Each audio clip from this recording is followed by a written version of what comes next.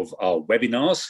It's a Masters Lodge event in association with the Selwyn College Politics Society. And we have a mix tonight in our audience, about 100 people registered, students, fellows and alumni. And we have people joining us from France and from Malta, from Russia, Portugal and the US, and you're all very welcome indeed. And tonight, a bit more than usual, discussion is really driven by you. And it's a political panel, but we really want to know what topics and questions you want to be put to the panel. And you can use the chat function all the way through the session and put either questions or comments as we go along. And we have a wonderful panel. They're all, in their various ways, great friends of Selwyn. We have Janet Daly, columnist on the Sunday Telegraph.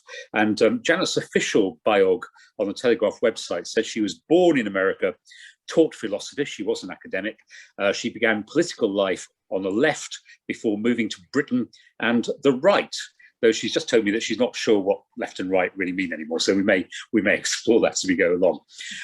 Also delighted to be joined by Shehab Khan, who is a Selwyn alumnus. He did a master's at Selwyn in 2017 onwards. And at that time, he was working on The Independent, and he's now a political reporter at ITV News. And if you watch their lunchtime bulletin today, he's reporting on today's Prime Minister's questions. And then our final panelist, Steve Richards, who is ex-BBC, a former political editor at the New Statesman, an author and a broadcaster.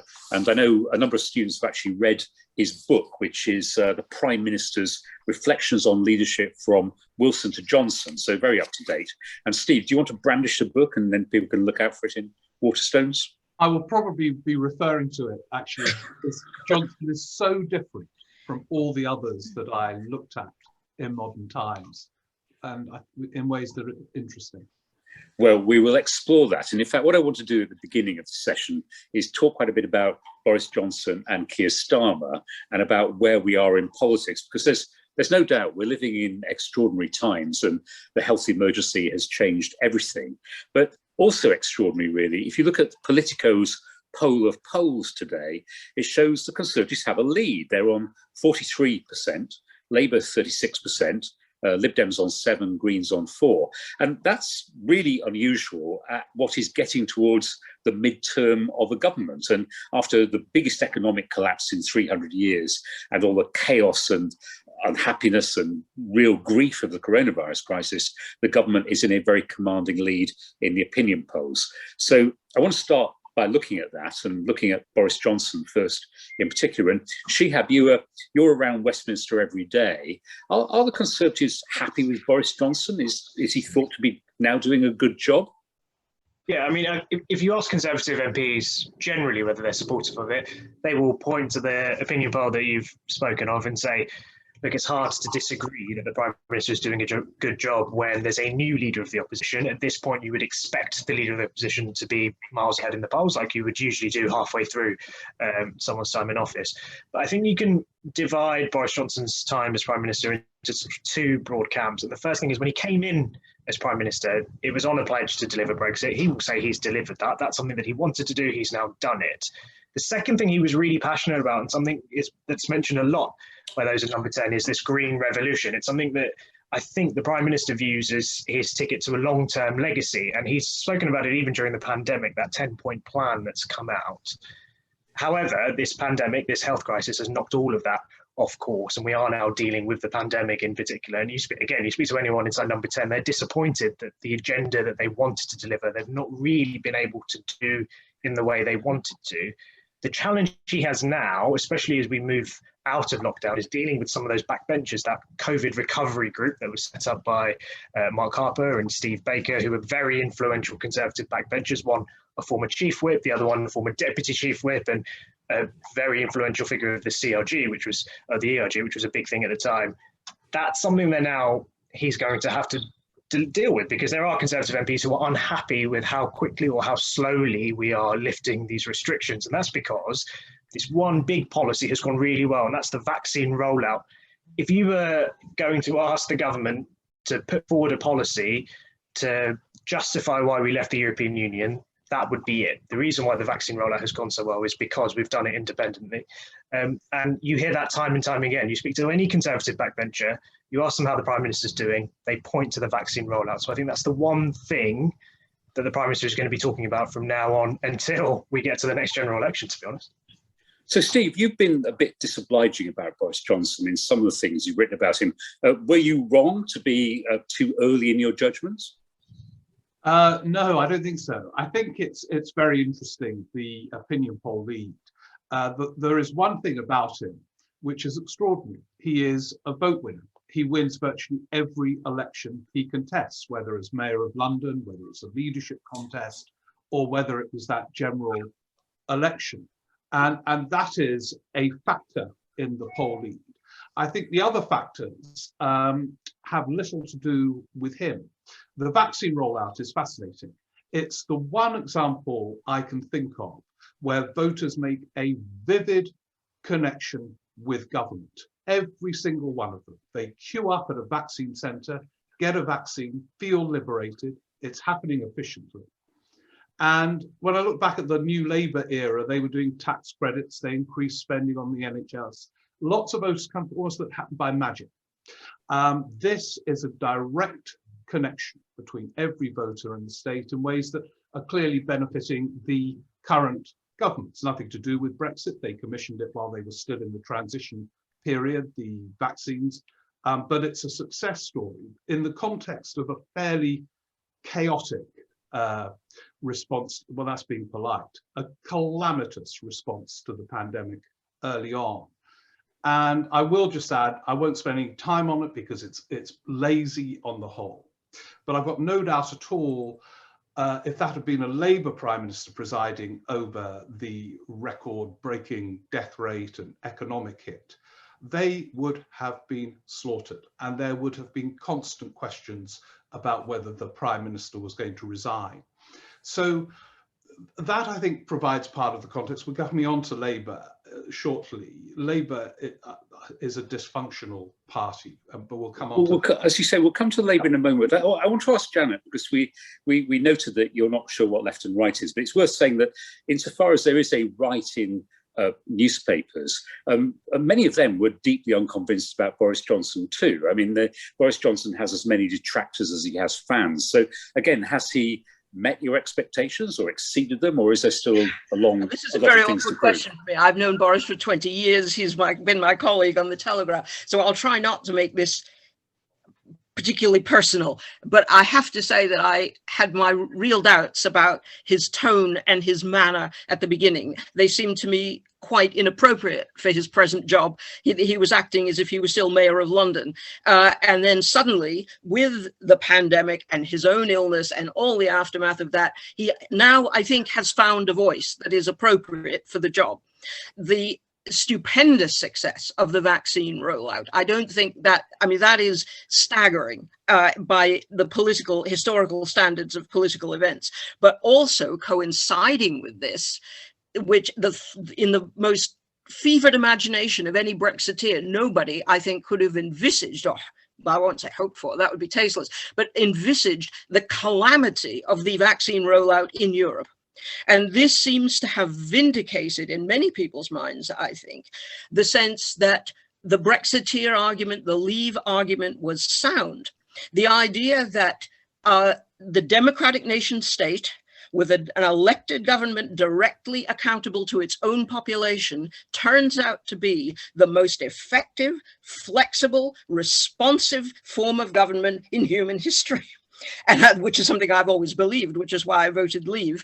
But now to have this, what seems to be a vindication of Boris's Brexit policy, and apparently the polls even reflect that polls reflect that people who were Remainers have become resigned or accepting of the idea of Leave, and even think, in view of what's happened with the vaccine rollout, that this was probably a pretty good idea.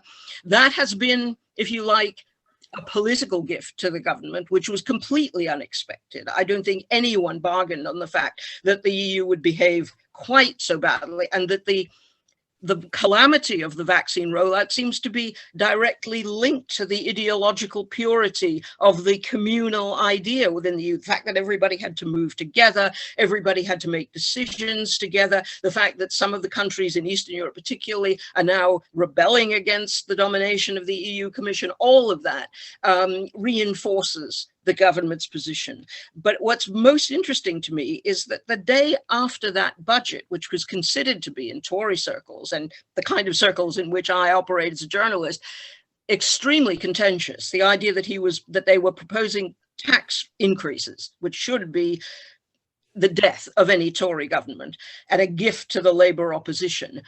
They had a poll lead in the opinion poll the next day of 13 points.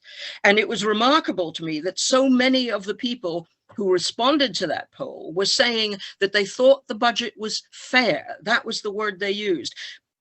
The government had captured, Rishi Sunak, I should say, had captured the mood of the moment, which is the feeling that we're all in this together, that we are now a community, that therefore they were not objecting to the tax rises because they felt that we all had to join together to pay off the debt that had ensued after the pandemic.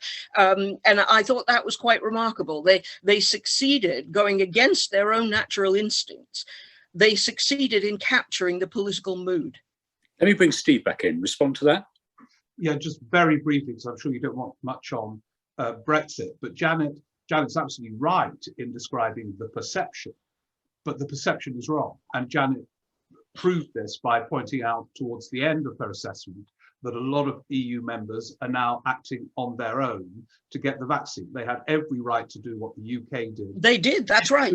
I agree. And it's not true that we had to leave in order to be independent. No.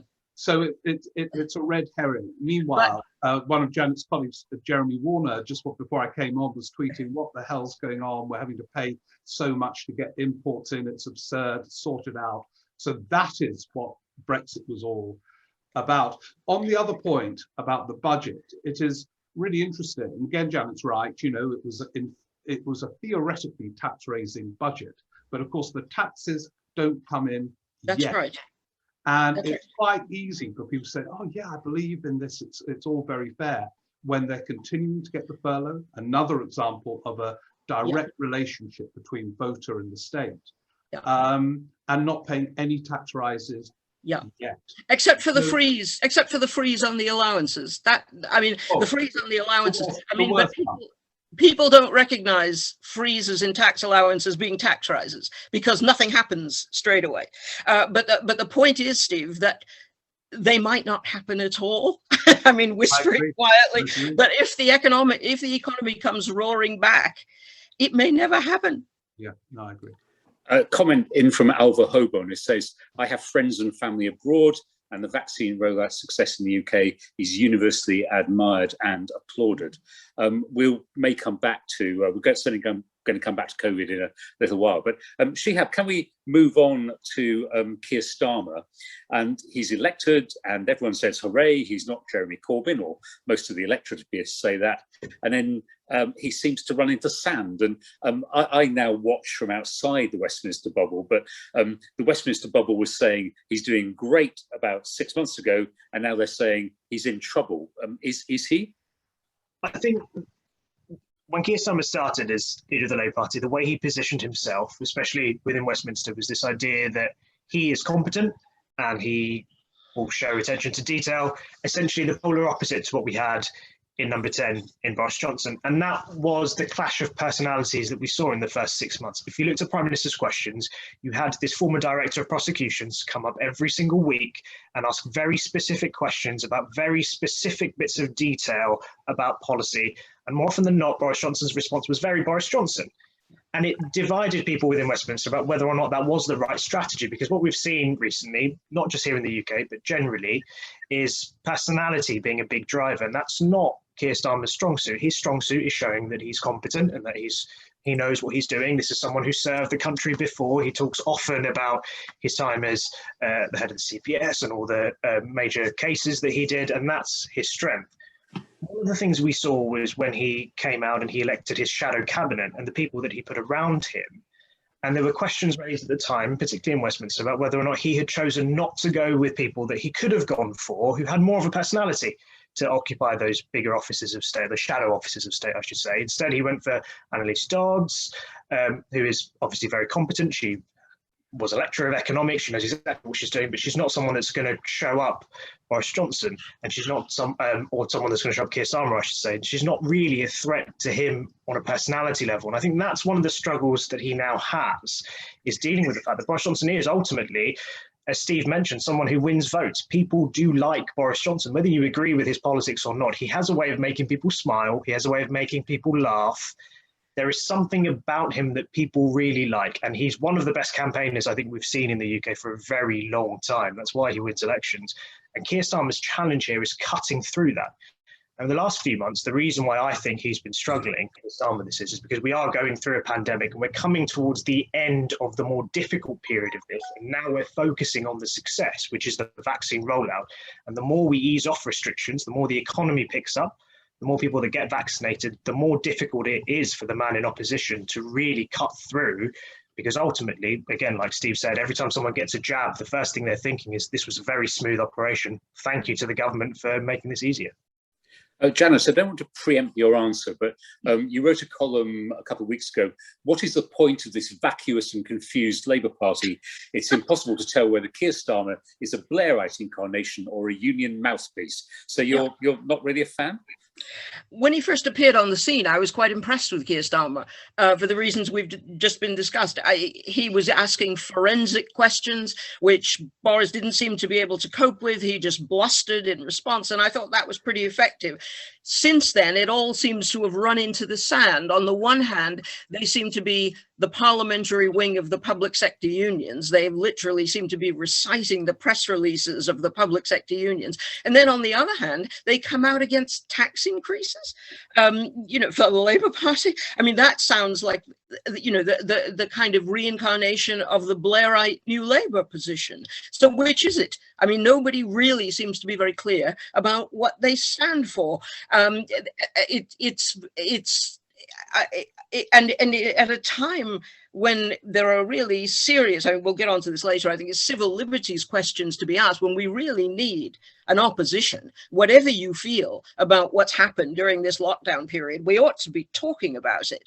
And the opposition seems to be, on the one hand, I mean, Keir Starmer at PMQs today asked all 6 questions about nurses' pay, because he obviously felt that the failure to give the nurses a decent pay rise, as he saw it, was the one point that he could score off Boris Johnson. But you know, there's an awful lot that should be being discussed by a proper opposition, and it seems to be going nowhere.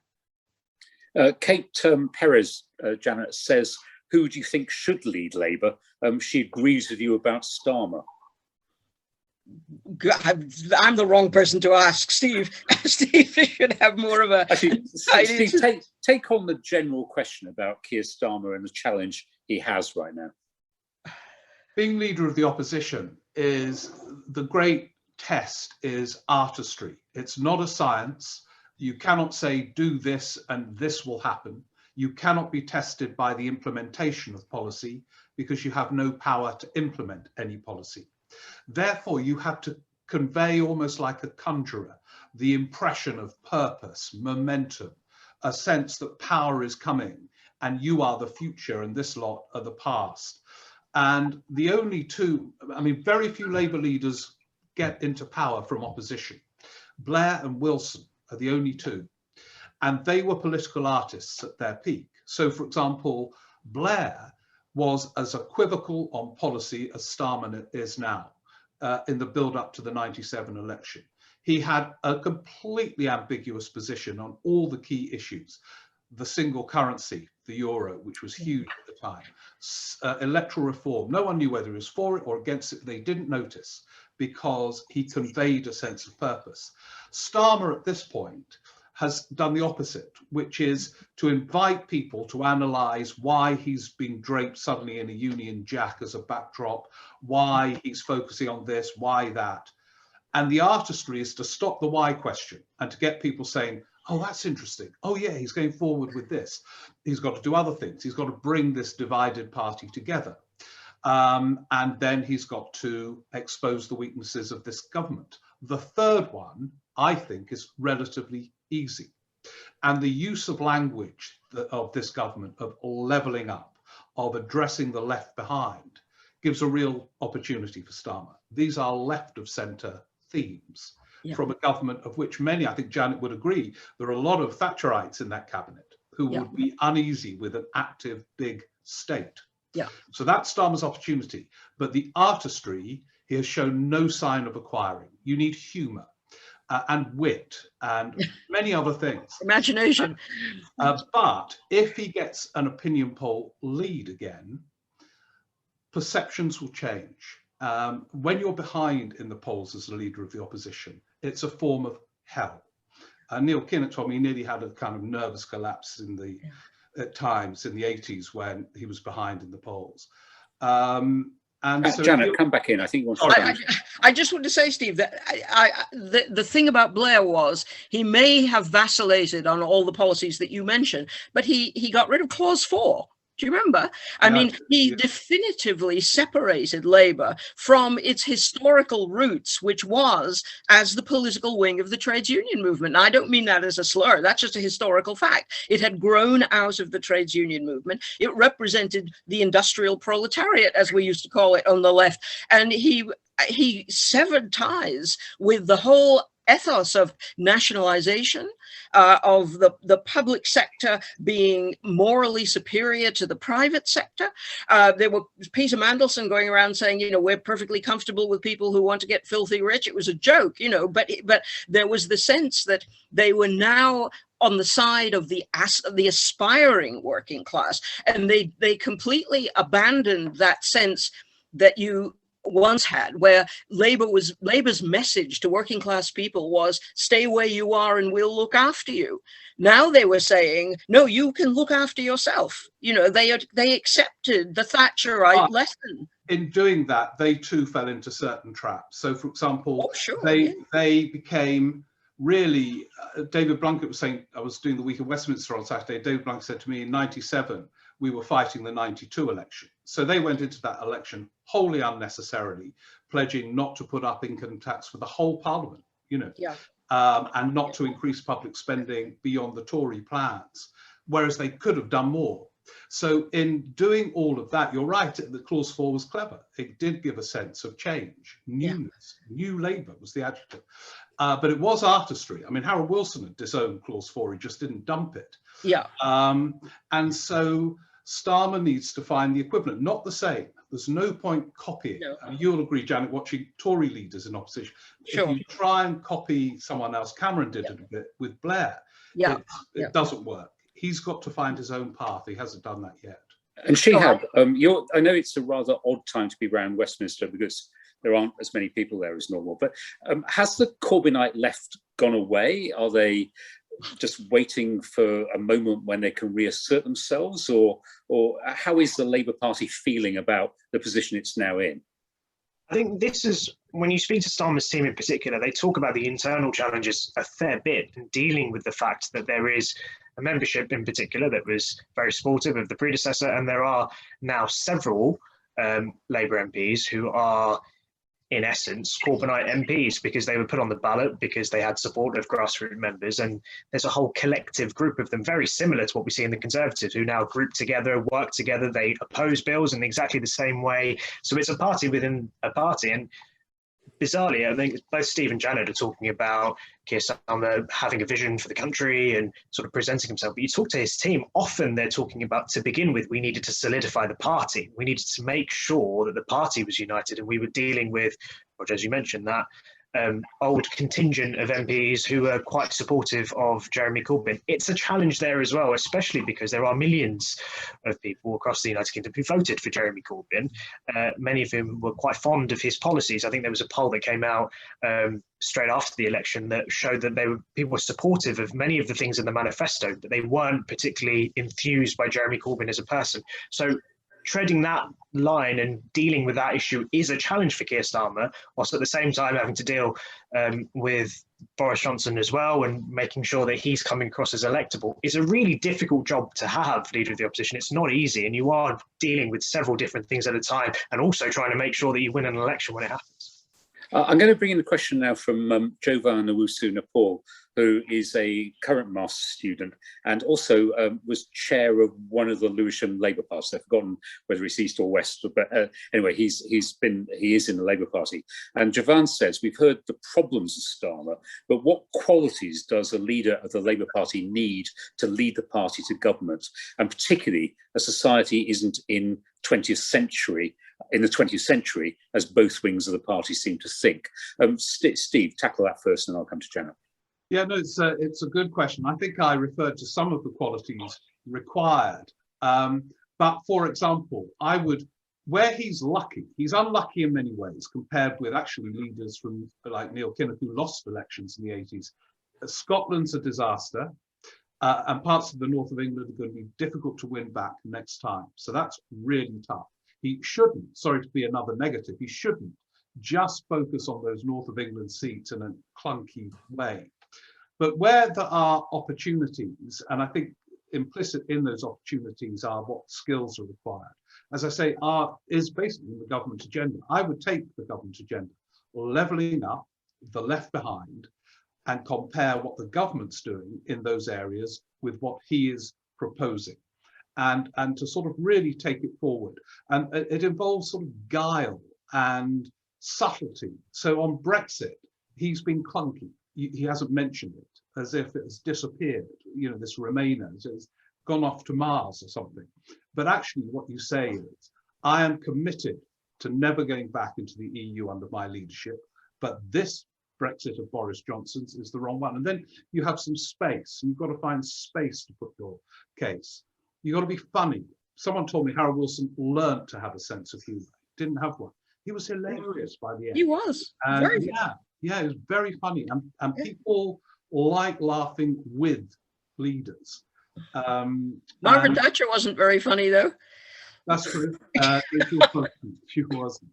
But she had other, you know, she was distinct in different ways. I mean, Janet, you declined to say who you'd like to lead the Labour Party, but on Javan's question, what qualities do you think they need to really go for?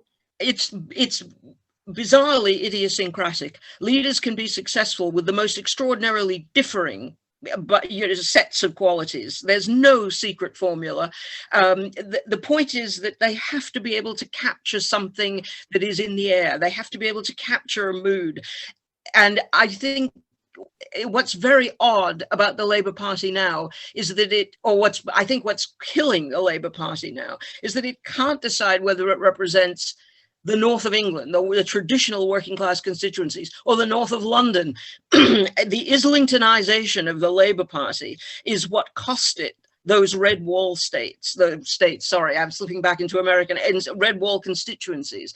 The idea that they don't know how to address but working class people sounds very patronizing. I don't mean that. I mean the traditional Labour voters in the North and the Midlands, the people who are patriotic, for example, who passionately believed in Brexit, probably for reasons not very dissimilar to the ones that I recounted a minute ago. The idea of being able to elect the people who make your laws, who having a directly accountable democratic government. I think the huge mistake that Labour made was thinking that that was bigotry, that it was a kind of toxic nationalism. No, it's not. Patriotism and nationalism are not the same thing. Patriotism just means love of country. And I can say that I love this country very openly because I wasn't born here. I'm not born British. But British people seem to find it very difficult to say that, particularly educated intellectual ones. And I'm afraid that the Labour Party has given in to that sort of Islington idea of self-loathing, of contempt for your country, which is absolutely anathema to the people of the red wall constituencies. And I think this agenda that Boris now seems to have embraced about the global warming agenda, the green agenda, he's using that rather cleverly as a job creation scheme for precisely those constituencies which have been left behind, the post-industrial apocalypse that has hit the American Rust Belt states in the same way that it's hit the red wall constituencies here. He is hoping to address with the free ports idea, the development of the alternative energy industries in the North and the Midlands. These are very clever proposals. They may or may not work, but they sound very good. And Labour has no answer to this. What is their answer? We're about halfway through this session with Janet Daly from the Sunday Telegraph, Shehab Khan, who's a political reporter at ITV News, and Steve Richards, who, as he said, was presenting the Week in Westminster last week and is an author and broadcaster and writer. And we'd love to have more of your questions. I'm going to come on in a moment to civil liberties and COVID, which I think is an important topic. I just want to ask one very quick question of Shehab, which has come from John Whitaker, whose question actually is, in the eyes of the electorate, will Keir Starmer be able to overcome his reputation arising from his determination to derail Brexit before the 2019 election? And where Shehab, I was just going to ask you, is Keir Starmer determined not to talk about Brexit at all? I think so. And I think, as Steve mentioned, I think it's one of those weird things that it's happened now. And Keir Starmer's not going to mention it at all. We saw how much of a minefield it was for Jeremy Corbyn, how difficult it was for him to deal with the fact that there were people in his party that thought Brexit was a good idea. There was some that thought it was a terrible idea. And he had to somehow conjure up a policy that united not only those in his party, but the Labour voter base in general. And the second referendum or a renegotiated Brexit just wasn't it. It just didn't work. It's such a difficult challenge to deal with when you're the leader of the Labour Party. But I actually think it's a bit of a blessing for Keir Starmer for him not to have to deal with that, because we saw how tough it is. I think what we're seeing is Keir Starmer saying it's happened now, and instead that opposition and the criticism of the deal and the relationship we have with the European Union because of Boris Johnson's deal, I think that's how he will deal with this. He won't say, I'm going to take you back to the European Union, because quite simply, I don't think that's going to win him any votes. What he will say is the relationship you have now, the fact you now need to pay more for goods, the fact that it's now more difficult to do X, Y, and Z, the fact that our relationship with European leaders is different to the way it was before, that's because of the Prime Minister, that's because of the deal that's been negotiated. I would have done a better job. This is what would have been different. Whether he'll have the opportunity to renegotiate a deal or have a different relationship with the European Union if he becomes Prime Minister, I'm not so sure. I think this might be something that we deal with for the next 20 years, but that's how he will present himself, and that's how he will deal with it. The last thing he wants to do is come across, as Janet says, as an Islington Remainer who wants to reverse the referendum, because we've seen that quite literally does not win you an election. I want to move on to another aspect of these extraordinary times, which is that we have a Conservative government which says you can't leave your home and you can't go on holiday, and which restricts our freedom of movements in ways that have been completely unparalleled. And Janet, that must be rather extraordinary for a Conservative to accept. I think it's extraordinary for anybody to accept, actually, and I'm amazed at the degree to which it has been accepted. I'm not a COVID skeptic. I'm not even particularly a lockdown skeptic, in the sense that I don't think it was necessary. But in the post-Cold War West, we did not expect to be talking like this. What people like Steve and I expected to be arguing about was, can free market economics be reconciled with social democratic values? Should we have equality of opportunity or equality of outcome? Those are the sort of debates we expected to be having.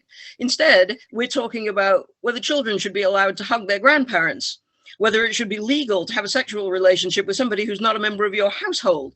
I mean, this is way beyond anything that the East German Stasi would ever have contemplated. And we're not talking about it. I mean, or remarkably little we're talking about it. And that seems to me to be one of the functions that the opposition is failing completely. I mean, we've had much more media coverage and much more public debate, God knows, endless public debate about this Ruritanian soap opera that's going on with the royal family than we have about losing the most fundamental civic freedoms. I mean, the country is under house arrest. And what amazes me is how little we're discussing it. So talk about it, Steve. Why are we not discussing it more? Because I think most people buy into it. I mean, the pandemic is a freakish act that is transformative. And actually, I think that the argument, I would turn it on its head and say that key moments, I mean, this is now a common theme, Johnson's libertarian instincts prevailed. I gather it was a year ago today that the Cheltenham Festival opened, and it shouldn't have happened. And there will be many examples of that from last autumn as well, and in the build up to Christmas, where I think Johnson will be seen, and the decisions he took on sort of Janet's instincts, more libertarian, led to many deaths. I've been reading a book, I don't know when others watching have, serialized in the Times, where they make that direct link. Now, I don't think a public inquiry will finish him off, because public inquiries don't. There will be enough in there for him to cling on to. But at times, it should have been much more severe than it was. And I think the reason people aren't in anguish about it now is that they recognize that it was necessary. And I'm one of those who think it was. And if anything, as I say, was too lax at key moments over the last 12 months. And that's down to him. But I think so too lax, Janet. I think you misunderstand me, Steve. I'm not saying necessarily that it wasn't necessary, or that it isn't even necessary now. I'm saying that what worries me is the precedent. What if somebody suggests just these sorts of measures the next time we have a wave of terror attacks? You know, this has set a precedent in a free society that nobody up until 10 months ago, whatever it was, would ever have contemplated. And we're talking now, the government is being criticized, for example, over the test and trace program, for not having a much more effective test and trace program. And it's contrasting it with countries that have much more authoritarian societies and were therefore able to implement a test and trace program, which nobody would have dreamt or dared to defy. And there's the difference. People keep talking about the difference between the success of the vaccine program and the relative unsuccess of the test and trace program. Well, everybody wants the vaccine. Almost everybody wants the vaccine. An awful lot of people don't like the idea of being tested and traced and having to shop everyone they've been in contact with for the previous 14 days and having them isolated, having them being forced to be out of work and out of social contact. That is a much more intrusive and authoritarian measure. And I can understand why people resisted it. And the resistance, it seems to me, whatever you think about the need for these policies, the resistance is psychologically healthy and politically healthy. People should keep the instincts of a liberal democracy.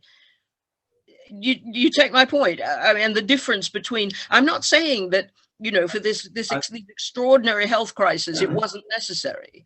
I do take your point. I think your worries will not be realized. I hope so. I mean, I hope, to be honest, that things like an ID card becomes a consequence of all of this. But I really don't think, if there were moves to an ID card following a vaccination card and these other things being contemplated, that would be in any way sinister. No, I don't either, actually. I don't. Oh, right. Well, I don't have a problem with vaccination certificates, because it seems to be you're putting other people at risk. Having being liberation. You know, it will free people to do things. Yeah, yeah. No, I don't have but I do have a problem with being told that my grandchildren can't visit me. I have a problem with being told that I cannot leave the house unless I have a good excuse. I mean, that's a pretty extraordinary thing. After the Cold War is gone, you know, the KGB is gone, the Stasi is gone, and here we are talking about whether people should be allowed to leave the house without an excuse. I'm going to move on to Scotland in a couple of minutes, but I just want to ask Shehab a quick question. You implied earlier that there is a threat to Boris Johnson from some of his more lockdown sceptic MPs, but are we now on a track where the government has to deliver these milestones, that we have to get all restrictions off by the 21st of June, and that is really unavoidable for the government, almost irrespective of whether there are concerns at that point? Yeah, so there are several sides of this. I think the first thing, which both Steve and Janet alluded to, is that Boris Johnson doesn't like doing this. This isn't a policy which he enjoys. And one of the reasons he was so reluctant to do it in the first place is it goes against everything he believes in as a politician. He is ultimately someone who, as he keeps saying, he's a freedom-loving politician. This is the last thing he would have ever wanted to do. And he has always been quite keen to lift us out of lockdown as quickly as he can. the current roadmap that takes us out has defined dates in it. If you speak to anyone in government, and I've been speaking to several cabinet ministers this week about this, they all say the same thing, is that those are the dates, that's the aim, we want to do that. However, we don't know what's going to happen in the next few days, we don't know what's going to happen in the next few weeks. There may be a new variant, there may be a new surge. They repeatedly say everything remains under review. But Roger, you're right, there is a group of MPs, Conservative MPs, who want to lift the lockdown, and that's because the vaccine rollout has been going so well. And you get to a point, and the questions that keep being raised is, if so many people have been vaccinated, why aren't we lifting the restrictions? What is stopping us from doing this? The response from the scientists is, the more people you have out and about, the more likely you are to get a new variant, the more likely we are to have to go back into lockdown. It's a really difficult challenge. Ultimately, Boris Johnson will want this to be over sooner rather than later. I think we all will. I think it doesn't matter who you are. You all want to go back to living life as normal once again. He's keen to get through it as quick as he can. It will be a challenge. The question is also things like vaccine passports. How do you do this when there are going to be other countries around the world who haven't had the same vaccine rollout as us? Are you going to open up borders? Are you going to have people coming in? Are we going to be able to go on holiday to European countries who haven't had as many people vaccinated as we've had in the UK? I was speaking to Grant Shapps this morning. He said it's something he's working on, but he doesn't know the answer to it. And they're looking at the different rates of vaccinations across Europe before you're allowed to book a trip to Greece, for example. So a lot of challenges ahead and a lot to deal with for the Prime Minister. A quick chance to plug, Steve. Sam Livy says he'd be interested to know the title of the book that Steve alluded to. You have a 10-second plug starting now. Oh, right, 10 seconds. The Prime Minister's Reflections on Leadership from Wilson to Johnson. So look at modern Prime Ministers and what we can learn from their broadly traumatic experiences of power. Perfect. We're going to an alumnus, Murdo McEwen, who says, I'm in Scotland. Neither Westminster Conservative nor Labour seem to be actively doing much at all to staunch the SNP juggernaut. Should they be doing more to address the breakup of the union, which is all the SNP is interested in? Janet. I think the SNP is taking care of that itself, actually. I don't know if the Tories or Labour have to do anything about it. The SNP always has seemed to me to be in danger of becoming a kind of corrupted local outfit. They remind me a bit of the Democrats in Chicago, you know, who are like the old Glasgow Labour Party with guns. I mean, there's something so, can I say, incestuous, and obviously I mean that in a metaphorical sense.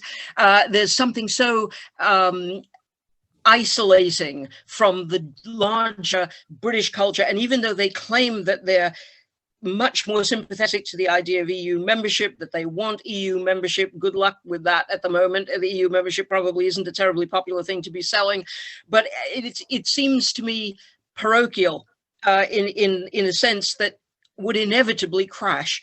And I think we're just seeing it crashing because of personality conflicts rather earlier than I thought it might have happened. And Steve, do you think that is a valid argument, or actually does Labour in particular need to get back in the game in Scotland if ever the SNP is going to be dislodged from the left, which it now occupies in Scottish politics? Well, in terms of Labour's role, going back to opinion polls, they have to be ahead in opinion polls, not just in Scotland. They have to look as if they're going to win a British general election to get into that debate in Scotland, because as many have observed, if the juxtaposition is in a never-ending Westminster Tory government versus independence, independence will have quite a lot of purchase in Scotland. And it's interesting, I mean, I've looked at both Sturgeon and Salmond closely. I think they were at their peak, and in Sturgeon's case still is, formidable.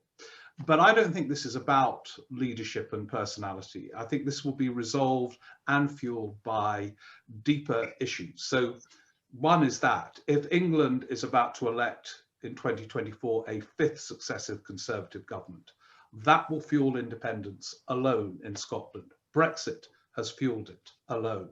So that's one side. And on the other side, I still have not heard on policy terms how they plan to deal with the border question, the currency question.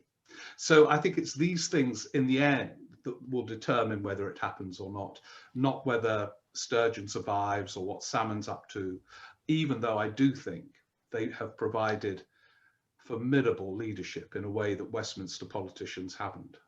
And Shehab, can I ask you a specific question from James Corcoran, who says, assuming the SNP remain for the foreseeable future, can Labour ever win a majority in the House of Commons again? Before I answer that, just to quickly touch on what Steve was talking about. This is a major concern for Number 10. They've not hidden the fact they are worried about the threat of the SNP. And we've seen changes in the Number 10's union unit. Oliver Lewis stepped down, I think, a few weeks ago now. And there's been a lot of movement inside Number 10 and a lot more emphasis placed on this idea of reinforcing the union, because they are very concerned about the threat, especially of the SNP, in light of the pandemic. And I've spoken to a number of senior advisors at Number 10, and they all say the same thing. They are working to deliver some new policies which they hope will reinforce that feeling of union. So we'll have to wait and see what that is.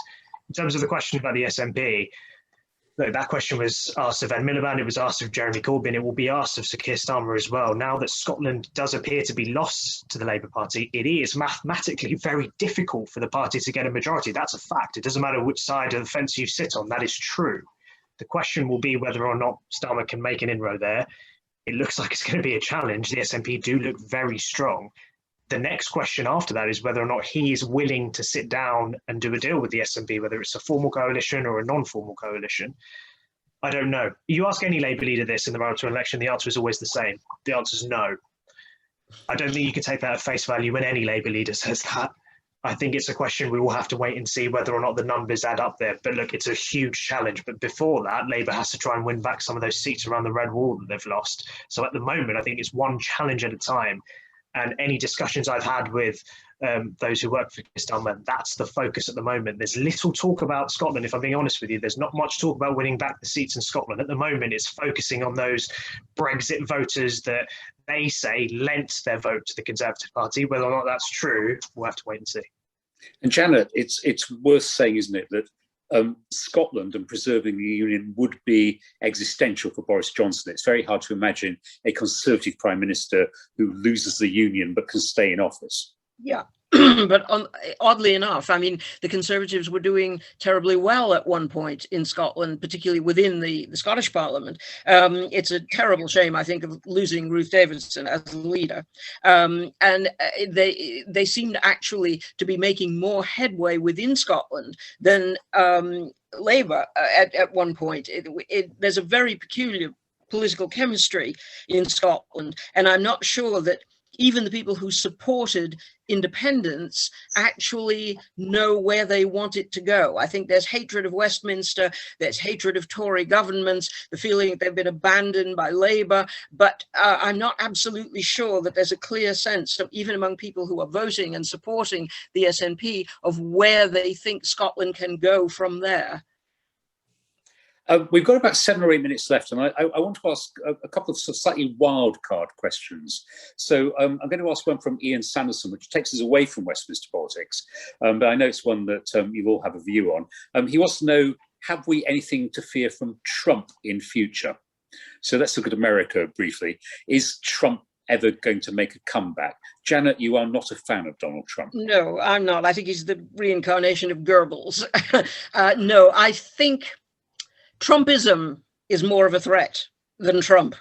Trump himself, I think, is finished, whether he knows it or not. He will have a role, perhaps as kingmaker. He will have an influential role in who actually can make a viable leadership, viable presidential candidate. But the danger is what he has unleashed.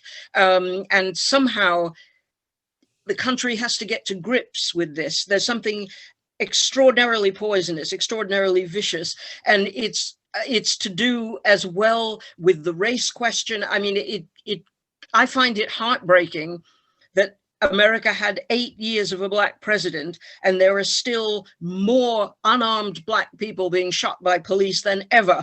This seems to be a kind of indelible original sin, that the remains of slavery and the remains of racism, and all of that piles in to this explosive, perhaps, inevitable, given the constitutional right to bear arms and to form militias. But America, I think, it is misunderstood in much of, particularly Britain, which thinks it has this particular close affinity. America's a land of displaced people, you know, and they have a kind of existential insecurity. There's a kind of national neuroticism, which people living in old, settled European societies really cannot understand. Every society in Europe has migrants, but America is made up virtually entirely of migrants, of people who either themselves or who are directly descended from people who left very often under tragic circumstances their own homelands, and the sense of not belonging to something that is historic, that goes back 10 generations.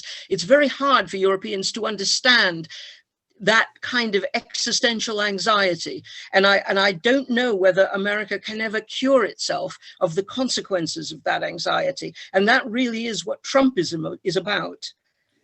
Steve, and if you could be about a minute, that would be helpful. But are you putting your fiver on Trump for 2024?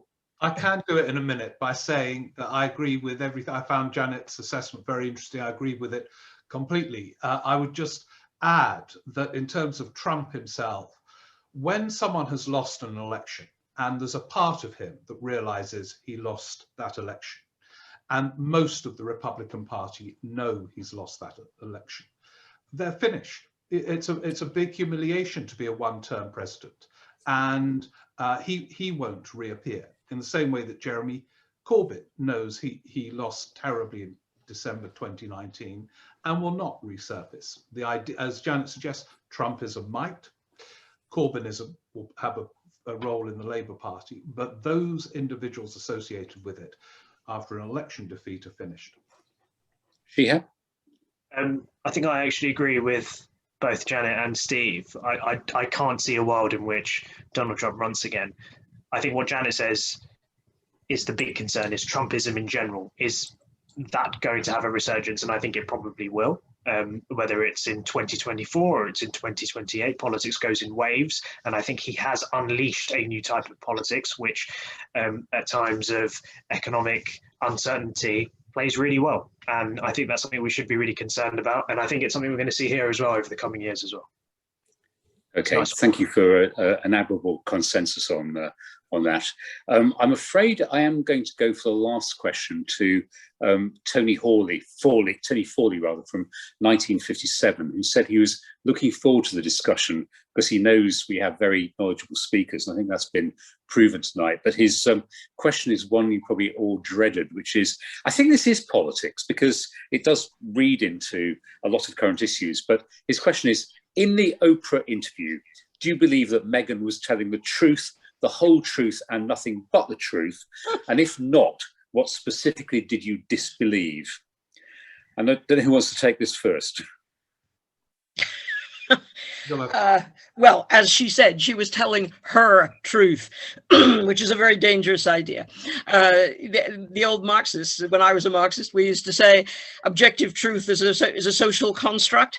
Now it's a narcissistic construct. And it seems to me very dangerous, the idea that you have a truth, which is somehow different from the objective truth. Steve? I don't know. And the twist is, none of us knows. And this makes it, Piers Morgan doesn't know. The editor who he had the row with at Good Morning Britain doesn't know. None of us do, because none of us know them. And it is so interesting because it raises the question of who are they speaking for? They're not in that family formally in terms of their roles any longer. They haven't done anything to merit celebrity or stardom beyond being celebrities. So we don't know what they're thinking. We don't know what the royal family are, also distant stereotypes. But I suppose that explains the speculation, because we can all guess. Maybe that's what generates such a feverish hysteria, because literally none of us outside that duo and that family know. And Shehab, to bring it back to politics, the polling yesterday by YouGov showed that if you were older and more conservative, you favoured the Queen and the royal family. If you were younger and more left voting, you tended to believe the Harry and Meghan story. So it does illustrate the kind of identity divisions and some of the cultural divides in modern Britain. Absolutely. Something I would say is as it was going on, I was texting both Conservative and Labour MPs just to gauge their opinions. And without naming any names, I can tell you that every single Conservative MP that I spoke to didn't believe her. And the vast majority, almost every single Labour MP that I spoke to did believe her. So this definitely divides down those lines. The question will be the impact this has, whether it gets absorbed into the sort of culture war that we've seen over the last few years. But I'm not going to answer the initial question. One thing I have learned from dealing with politicians is how to not answer questions. So I'm not going to answer that first one. Okay, well, that brings us to the end of our time, which is certainly, for me at least, has flown by. And I would just like to thank hugely Janet Daly, Steve Richards and Shehab Khan for being such great guests. Normally, we would be having dinner in Selwyn, and we'd be inviting our speakers to join us and students to join us and fellows as well, and alumni we obviously love to see back as well. And we hope those days are not too far away. And I do promise that given they've been such tremendous guests tonight, they will be high on our list to be back in Cambridge as soon as we can persuade them to come back here. But thank you so much. And thank you also to the Selwyn College Politics Society who've been working with us on this. I have my usual couple of plugs to give you, which is on Friday at 6 o'clock, we're looking at Before Google Earth, the remarkable story of Professor St. Joseph and his aerial photography. And on the 26th of March, Kat Arney, who's a Selwyn alumna, talking about Rebel Cell, cancer evolution and the science of life. And I'm just seeing some very nice comments coming through. Kate Perez, thank you so much. Modo McEwen, very good, thank you. Michael Rosner, many thanks for a great discussion. David Howells, thank you, a great talk, and thanks to the Politics Society for organising it. So we're pleased that the initial feedback seems pretty good, and keep an eye on feedback, Twitter, Instagram, the website for more of these kind of events. And thank you all for being here. Thank our panel, and good night. Good night, everybody.